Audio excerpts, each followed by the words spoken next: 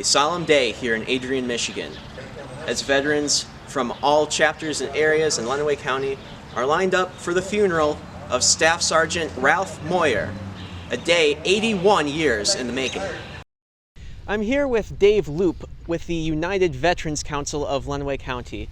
Now, you were responsible for bringing all these veterans here today, is that correct? Yeah, definitely. Within Lenawee County, there's 13 different veterans groups, whether it be American Legion, DAV, AMVETS, VFW.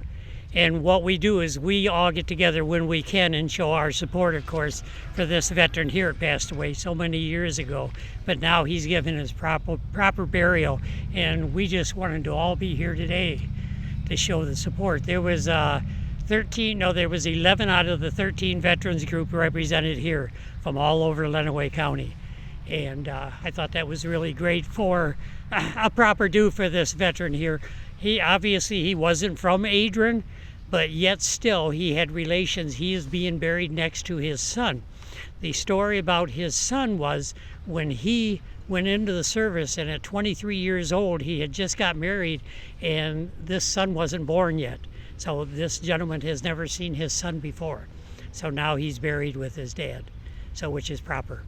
So how did you guys find out about Staff Sergeant Mourer? And I know his remains must have just been identified recently. Right.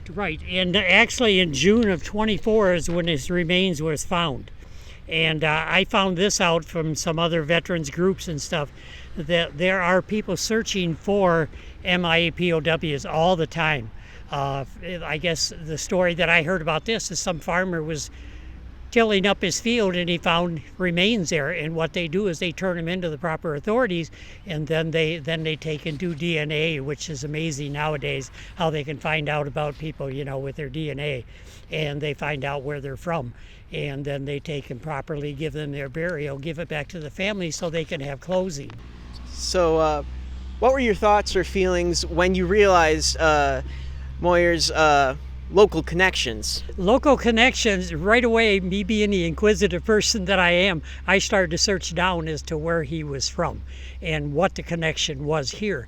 Working with Wagley's Funeral Home, which we do a lot of funerals with them and Anderson's and Adrian. Our Post 97 does mostly all their funerals for veterans within Adrian here. Of course, all your outlining areas, as part of all these guys that were here today, are part of funeral squads from all over the posts around Lenawee County at the different posts and stuff. Everybody does their own. If anybody ever needs help, we help each other out. It's a family thing all together, all of us working together with that.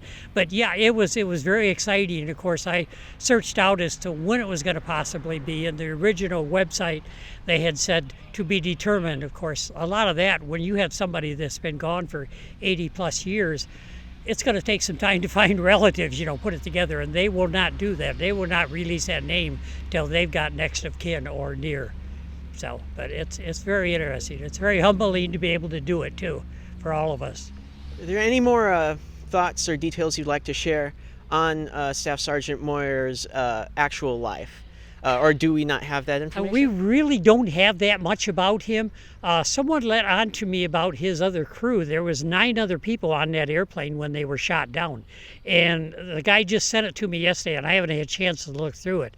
I could probably relay it to you folks when I find out as to where they were all from and stuff like that too, the others. But I think they found all but one, as far as in that crew of 10 that were killed, of course, in action. But it's very interesting. And it's amazing to me with TAPS, and we've had 14, today was our 14th funeral that we've done this year. We did 41 last year. But TAPS, you think about it, every day TAPS is being played somewhere.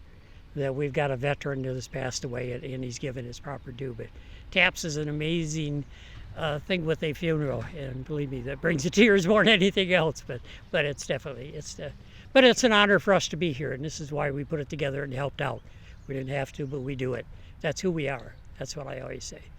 Well, thank you for that, Dave. Yep. And thank you for putting all of this on. It was very wonderful. Well, it wasn't all me. It was a team effort.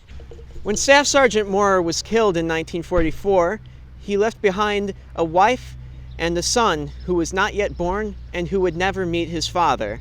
But today at Oakwood Cemetery, father and son have finally united.